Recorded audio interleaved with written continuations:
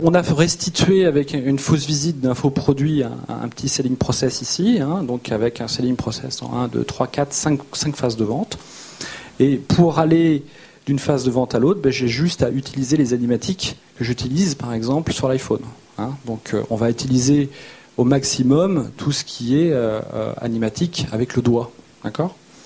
Donc ici, je ne sais pas si on voit ici, j'ai un petit point bleu. Ça veut dire que sur ce qu'on appelle, nous, un asset, c'est-à-dire en gros une phase de vente, j'ai plusieurs écrans. Et je peux accéder à la phase suivante l'effet Bonaldi.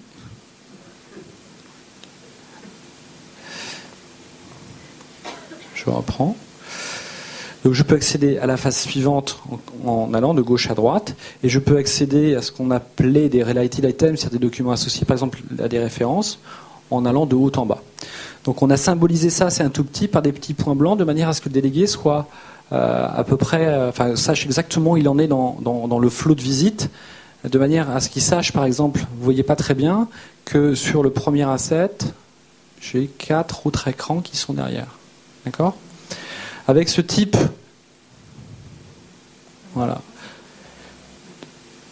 Donc on utilise les animatiques classiques de l'iPhone et de l'iPad, c'est-à-dire que là je veux mettre en avant cette jolie truc cutané, démangeaison, je peux faire ça et je peux zoomer évidemment avec le doigt. Donc on essaie de reprendre un petit peu l'esprit de l'iPhone. J'ai des petites mécaniques d'interaction. D'accord, qui utilise encore une fois les outils qu'il y a dans l'iPhone OS. Hein, selon vous, docteur, combien est le pourcentage de réduction des bancs des gens avec Omega ? Il répond 10%, et j'avais affiché le résultat en cliquant comme ça avec le doigt. D'accord ? Si je veux aller à l'écran suivant, je vais là. De la même manière, je peux zoomer. D'accord ? Je crois qu'ils sont enlevés les trucs quand on appuyait. Ah, je vais comme ça. Hop, je peux les enlever. Plus d'allergie, plus d'eczéma. Omega, c'est super. Voilà.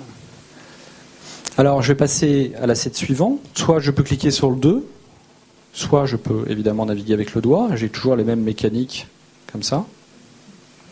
Avec le mécanisme de référence. Voilà.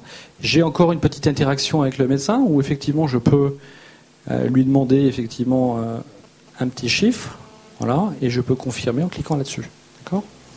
Donc, des mécaniques d'interaction classiques, on fait en Flash. Là, on est un petit peu limité sur l'effet visuel, mais vous voyez que ça fonctionne tout à fait bien en HTML5. Hein.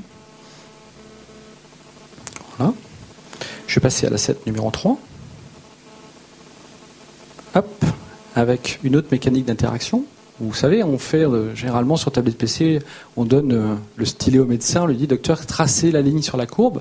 Ben là, on ne va pas tracer avec le stylet, on va tracer avec le doigt, hein, comme ça. Et puis si je veux le résultat, il suffit que j'appuie sur confirmer. Et là, j'ai le résultat qui s'affiche. D'accord ? Et enfin, ce qu'on voulait montrer aussi, c'est qu'on peut montrer des petites mécaniques de jeu. Hein, comme on fait sur Flash. Alors, elles sont un petit peu plus difficiles à programmer.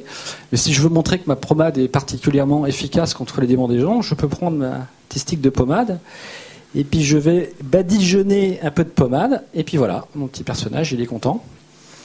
Et comme l'animation est réussie, mon médecin est aussi très content. Et je peux passer, évidemment, à mon engagement de visite derrière. Et le médecin va me dire, oui, je vais prescrire Omega parce que tout ça, c'était super.